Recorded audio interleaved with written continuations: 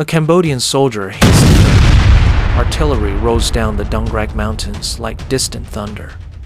Yesterday, these two armies were swapping rice and jokes. Today, they're swapping live fire over a single stone temple.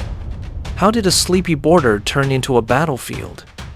Blame one quiet French pencil stroke from 1904. One crooked line, one sacred mountaintop, one century of anger. Hey, it's Alex. Welcome back to Untold Borders. Today we're following a piece of paper that should have stayed in a drawer, but instead became a front line.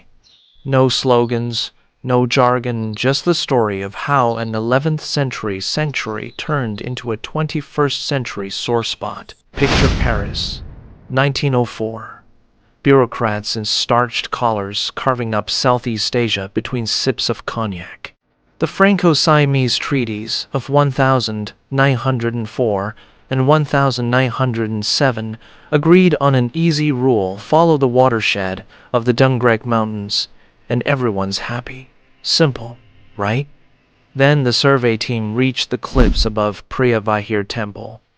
Their pencil drifted. Instead of tracing the true ridge, the map tucked the whole promontory inside Cambodia. The Siamese side noticed, shrugged, and moved on to bigger headaches. That shrug became a time bomb. Fast forward to the 1952nd. French flags come down. Cambodian flags go up. Freshly independent Phnom Penh wants every Khmer stone back on its maps. Thailand, meanwhile, has soldiers parked around the temple since 1954. Possession beats paperwork is the motto. Cambodia heads to the International Court of Justice in 1959, carting those same wonky French maps. Dean Acheson, yes, the former U.S. Secretary of State, argues the case. Thailand insists it never accepted the map, but the court notices Bangkok used the map for decades without complaint. Verdict in 1962-93, temple goes to Cambodia. Bangkok students torch cardboard. French cartographers. The border simmers. Peace limps along until July 2008. Cambodia nominates Preah Vihear for UNESCO World Heritage status. Big prestige, big tourism bucks. Thailand's government first says, fine, then flips under nationalist heat. Protesters flood Bangkok yelling, return our temple. Troops deployed to the scrub below the cliff. October 2008. The first firefight. One Thai soldier, 3 Cambodians dead. Shells chip the temple's walls. UNESCO inspectors find 11th century carvings pocked with shrapnel. Suddenly, history itself is catching bullets. By early 2011, the scuffles turn into full-on artillery duels.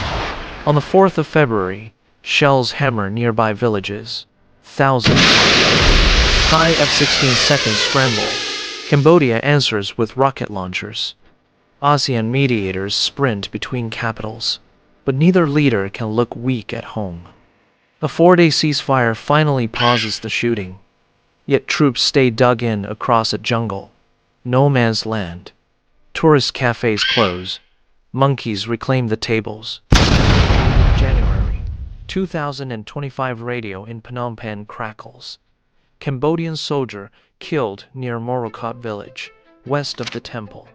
Within hours, mortars pour in, the heaviest since 2011. Prime Minister Hun Manet, only a year in office, files new papers at the ICJ asking for the border to be redrawn beyond Preah Vihear, this time including Tamuan Tom and Ta Kro Bei temples. Thailand's fragile coalition government swears to defend every square meter. By sunrise, villagers on both sides hitch carts and leave homes their grandparents built.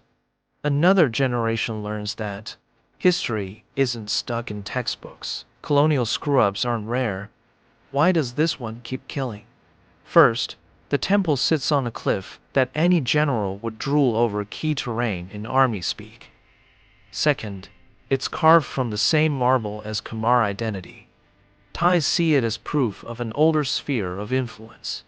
Third, No politician gains votes by saying, maybe we should share. Elections roll around. Candidates don saffron robes and promise to protect the motherland. A sloppy line on paper becomes a sharpened bayonet. If today's story makes you side-eye the antique atlas on your shelf, smash subscribe for more border tales they skipped in class. Drop a comment. Should we still live with colonial doodles? Or is it time to redraw the world with fresher ink? A French officer in white gloves nudged his pen a millimeter north in 1904.